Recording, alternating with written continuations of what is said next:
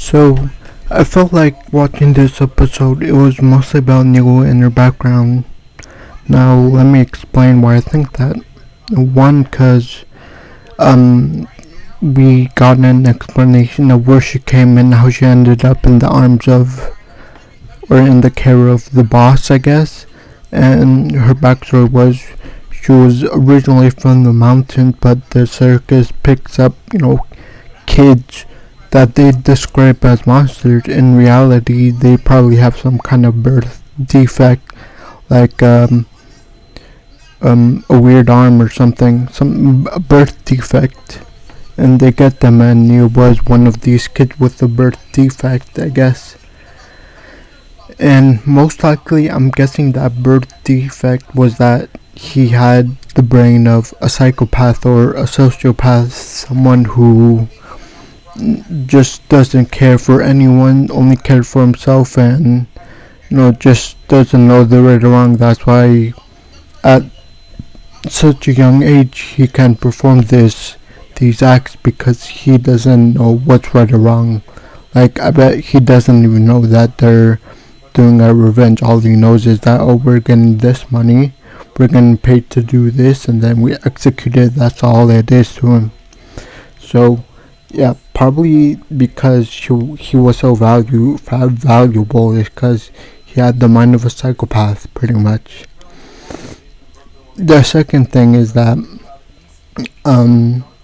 when we fast forward to when they're or when Neo visits his ex owner from the circus, Dawn or something, he obviously wants to get him back.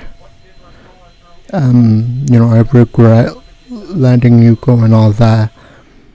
But then we go to the back of the circus where all these children are held in a cage, very poor conditions, like pets or something.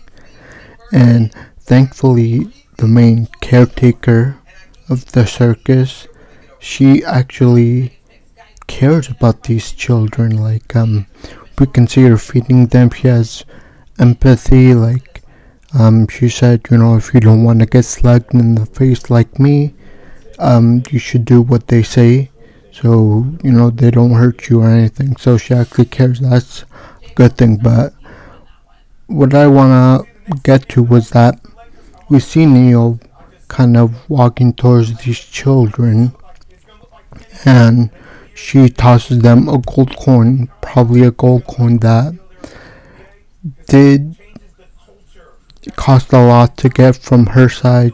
She probably had to dump all her savings to get this gold coin, and she makes them bite it and then goes back to her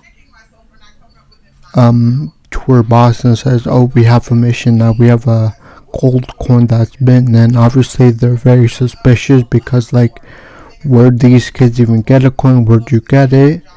They're asking questions, and all he says is that it doesn't really matter where we got it, as long as we get money to do it, we do it.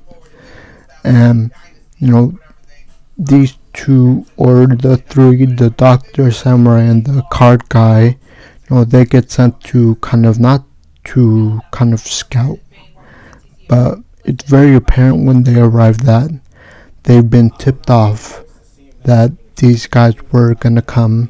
So there was a little battle ensues, but that was just a decoy. And then we cut back to the actual circus where Neo shows up, and she pretty much kills her ex-owner, or Dongwon, the guy who runs this mad circus, and that's how it ends. And the reason I mentioned this was because when Neo probably set this whole thing up, like, I think we got confirmation towards the end that she did, the gold coin was actually hers, and she made it look like they had it and gave it to her for the job. And the second one was that she did set this whole thing up, so she probably he probably, tipped off the circus members to be on their guard that these, three assassins are gonna try to attack you, and she probably, tipped them off on their their I guess ability. One is samurai, the other one throws deadly cards, throws projectiles, and the other is, pretty much has the strength of a gorilla. And luckily, they had in the circus side they had the same thing, a fire-breathing guy against the samurai, which keeps him at a distance. The the other guy, he throws knives, which is a good matchup for the card guy, throwing guy, and the one with the gorilla strength. He also got matched up with someone of the same strength level, but ultimately, they fail. They pretty much all the members die, and we cut to Neo, like I said, killing the circus, and towards the end, she reveals that it was pretty much all her doing, and to me, there's kind of a slight human nature to that, even though they call him a monster. I feel like that's very human, because he did say that I wanted to kill him too, so that would be a motivation, I guess you'd say, for killing the person. So yeah, I just wanted to mention that. And also, before I end this video, was that we also got a little bit of backstory of the doctor, or what he was before he joined the Revenger Squad. Pretty much he was a scoundrel. I'd say, pretty much a pirate, I guess.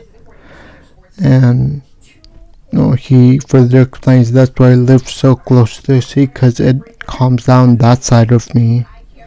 And that's how the episode ends. Obviously, I think there was a lot of action in this episode. I really enjoyed it, and I hope you guys did too. Obviously, I can't wait for next episode to come out. But overall, I enjoyed this episode. There wasn't really anything wrong with this episode, but yeah, I think I'm just gonna leave it at that. Please leave a like, subscribe, and comment. Thank you, and I'll see you next time. Bye.